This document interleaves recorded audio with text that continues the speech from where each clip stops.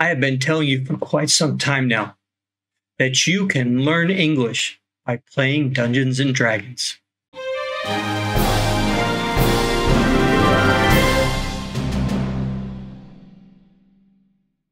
Now, thanks to the pandemic, it's been difficult for me to have classes face-to-face the way I would prefer. Instead, I've been relying on online classes. So, to further that, I'm going to show you some clips from a game that will help you to learn to play Dungeons and Dragons. And through this game, you are going to get comprehensible input. You're going to see and hear things that your mind will process and you will start to understand. Some of them I will have to explain. Some of them I will use a method called question circling to help you understand even more. So, let's take a look at the first clip.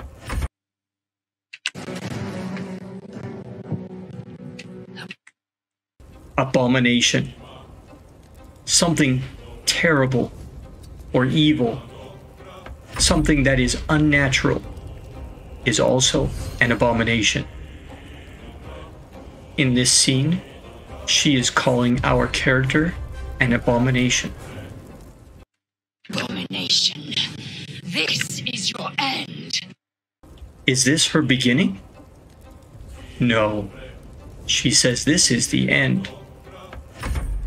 Which is funny because this is only the beginning of the story. But let's keep watching. Your head throbs and your skin tingles. Did her head start to throb? Yes. Did her head hurt? Yes. Did her head feel good? No. What does it feel like when your head throbs? Have you ever had a headache so bad that you feel like your head is going boom, boom, boom, boom, boom? That's what it means to throb in pain. Visions rush past. A dragon's wing, a silver sword, and a flash of your face seen through the gift's eyes. Oh, my head. My head.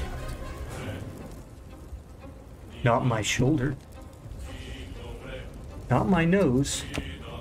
My head. Now this may seem elementary, something that I would teach my younger students, but what matters most is that you get a lot of repetition. The more you listen and absorb, the more you will learn. All right, moving on. What is this? You are no thrall. Blackheath blesses me this day. You are no thrall. You are no slave. That is another word, meaning thrall. This is a word that will be difficult to pronounce for Chinese speakers who are not used to putting two consonant sounds, th and r, together.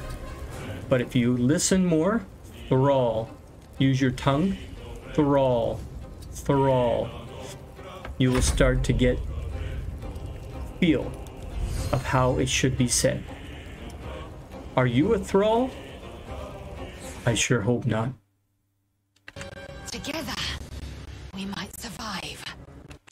Together, we might survive. Together, we might die. Together, we will survive, she said. No. Together, we might. There's a possibility. Maybe. You'll have to keep playing the game to find out. Imps block the path forward. Imps are little creatures from the hells. Evil little creatures. A good starting enemy. She gives a command. You will assist me in destroying them. You will stop me from destroying them? No. You will give me help in destroying them? Yes. You will assist me in destroying them. We must reach the helm before we transform. Before you transform. Transform. Before you change? Yes. Before you stay the same? No. But our character is still not clear, so she asks, transform? What do you mean? Have you forgotten yourself? Unless we escape, unless we are cleansed, our bodies and minds will be... Now this time through the game, I specifically played the same race as this character, the first NPC that we come up to. They are both Githyanki. Today's lesson is not about Githyanki, it's about English. I'll do another video later about different races in Dungeons and Dragons. But she assumes that means she makes a decision based on her previous knowledge that they understand the same things. And so she asks, have you forgotten yourself? Did you forget who you are? Did you forget where you came from? Have you forgotten yourself? Then they must be cleansed. Okay, moving on. Tainted and twisted. Within days, we will be Geich, mind flayer. Within days. Within minutes? No. Within weeks? No. Within days. We will become Geich. Now, that's not English. Don't worry about that word. Most of you will even have a hard time pronouncing that. But it just sounds really cool to say if you can. Mind flayers are the creatures that control this ship that you're on, with the long tentacly faces. And they're called mind flayers because they like to eat your brains.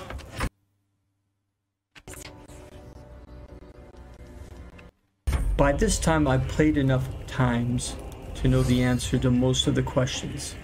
So, we skip to onward then. Let's keep going. In the words of Buzz Lightyear, to infinity and beyond. First, we exterminate the imps. Then... First, we exterminate the imps. First, we help out the imps? No. First, we kill the imps? Yes.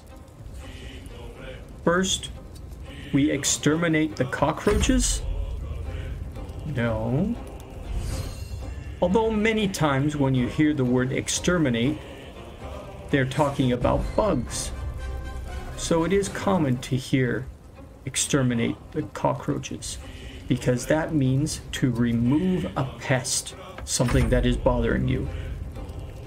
Imps are like the cockroaches of the Nine Hells. Then we find the helm and take control of the ship. We will address the matter of a cure for this infection once we reach the... Here she talks about the material plane. Now this is a whole nother video for those who are new to Dungeons and Dragons. But let me suffice it to say that the material plane is the world of existence that we know,